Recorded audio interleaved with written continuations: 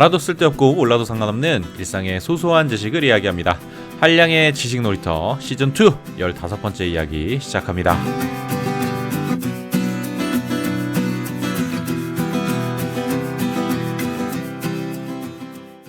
안녕하세요. 반갑습니다. 한량의 지식 놀이터 진행자 한량입니다. 오늘은 자기계발에 대한 이야기 해보겠습니다.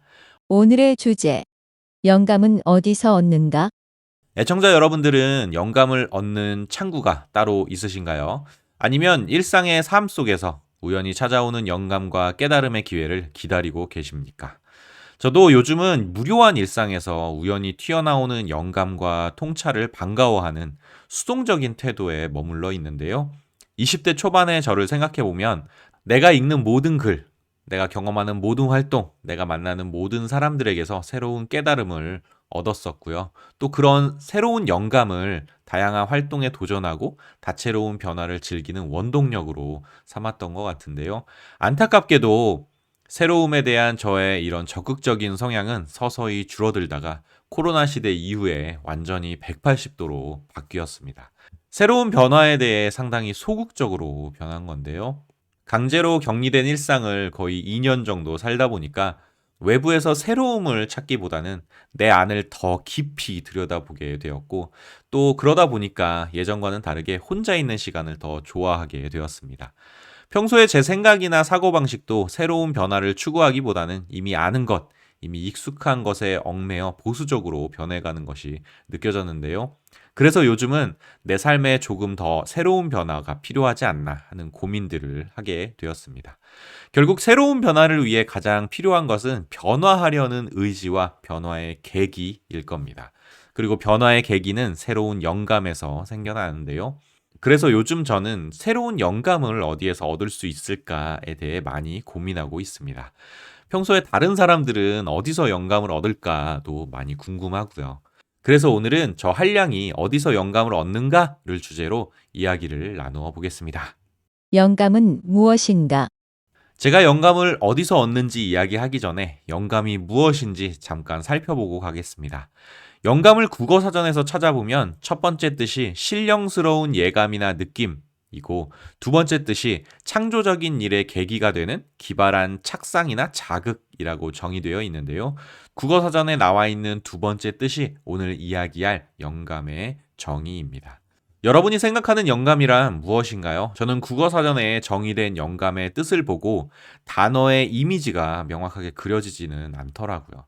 사실 모든 사람이 다 공감할 수 있는 영감의 정확한 정의를 찾기란 쉽지 않을 겁니다. 그래서 개인적으로 영감을 어떻게 정의하는가가 중요할 텐데요. 저는 개인적으로 영감은 변화와 창조의 계기가 되는 자극이라고 정의합니다. 한마디로 영감은 나를 움직이게 하는 자극이라는 겁니다. 영감과 동기부여는 무엇이 다른가? 여기서 한 가지 궁금해지는데요. 영감이 자극이라면 동기와 영감의 차이는 무엇일까요? 전문가들에 따르면 사람들은 영감과 동기를 많이 혼동하지만 이 두 개념은 서로 엄밀히 다르다고 합니다. 동기란 어떤 이익을 얻거나 고통을 피하겠다는 목표가 있을 때 행동하는 원동력이라고 하는데요. 그래서 동기는 이익을 추구하거나 손해를 예방하는 역할을 합니다. 그리고 동기부여는 우리가 원하는 것을 얻기 위해 혹은 원치 않는 것을 피하기 위해 특정 행동을 하고자 할 때 나타난다고 합니다. 반면에 영감은 한 차원 더 위의 개념입니다. 영감을 얻는 순간 내 이익과 손해는 중요하지 않는데요. 대신 영감을 통해 얻는 깨달음 자체가 중요합니다. 이런 순간의 깨달음이나 교훈은 내 성장과 발전에 영향을 주고 내 꿈을 실현하기 위해 역경을 극복할 수 있는 강한 힘을 발휘합니다. 저는 개인적으로 동기와 영감의 차이를 이렇게 이해하는데요. 좋은 몸매를 갖고 싶다는 동기를 충족하기 위해 매일 헬스장에서 운동하게 북돋는 것은 동기부여이고요. 행복한 삶, 건강한 삶을 위해 운동이 참 중요하구나 깨닫는 순간 우리는 변화의 계기를 얻게 되는데, 그것이 곧 영감을 얻는 순간이라고 저는 생각합니다. 제가 운동을 시작한 계기도 지금보다 조금 더 나은 삶을 위해서 이제 나도 건강 관리를 해야 하는 나이가 되었구나를 깨닫는 순간이었으니까요. 그래서 저는 진정한 영감은 개인의 성장과 변화로 이어져야 한다고 생각합니다. 영감은 어디서 발견할 수 있을까? 저는 평소에 어디서 영감을 얻고 있을까요? 저는 제 삶의 세 가지 활동에서 영감을 얻고 있는데요. 바로 지식 활동, 경험 활동, 그리고 감정 활동입니다. 나에게 영감을 주는 활동, 첫 번째, 지식 활동입니다. 말 그대로 새로운 지식을 탐구하는 활동인데요.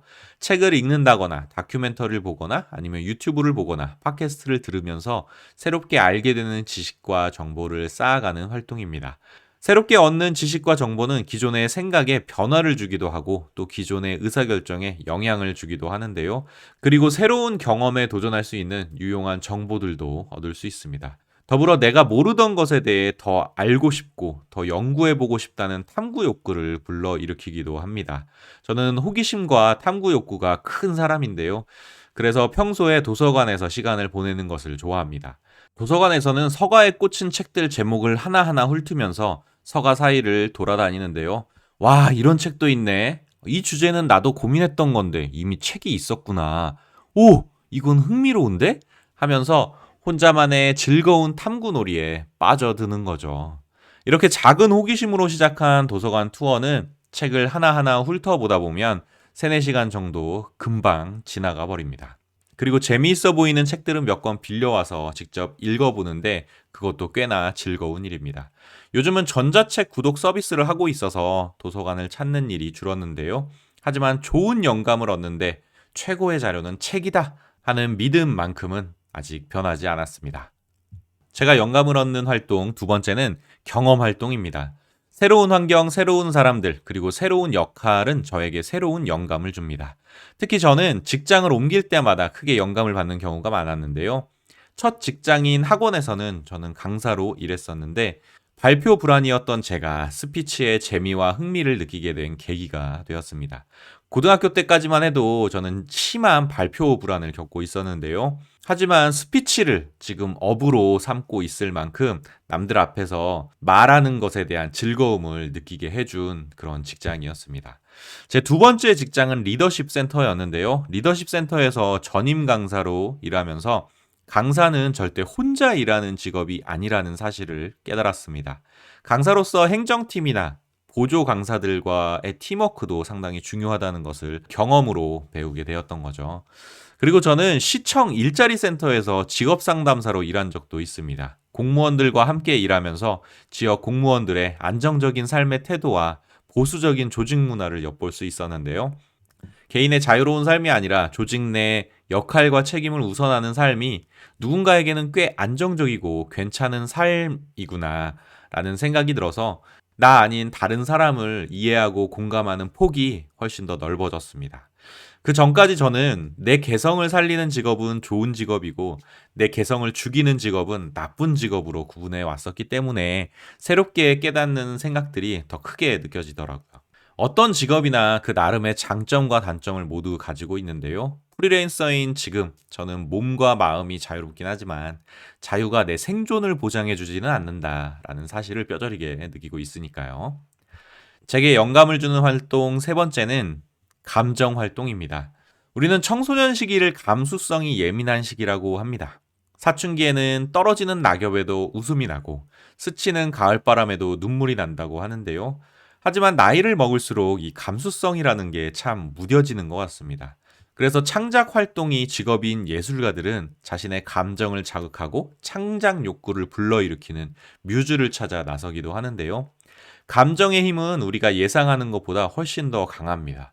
감정의 변화가 내 생각의 변화를 이끌고 생각의 변화는 내 의사결정과 행동의 변화가 됩니다.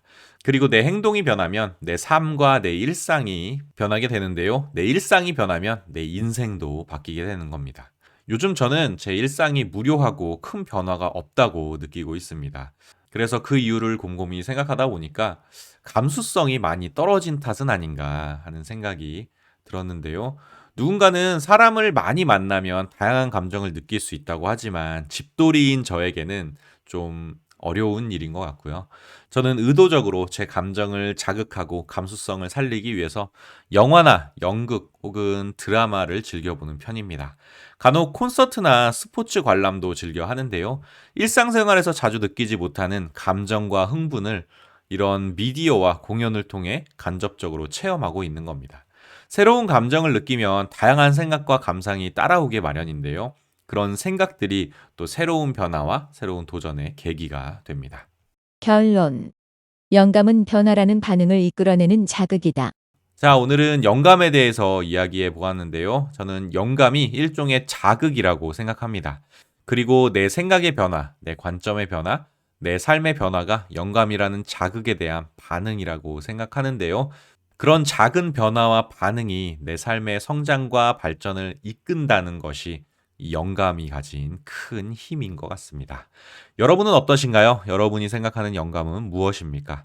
그리고 평소에 어디서 영감을 얻고 계시나요? 여러분들의 삶을 자극하는 새로운 영감에 대한 이야기도 댓글로 많이 공유해 주시면 좋을 것 같습니다. 오늘 제가 준비한 이야기는 여기까지고요. 들어주셔서 감사합니다. 다음에 만나요. 안녕. 뿅!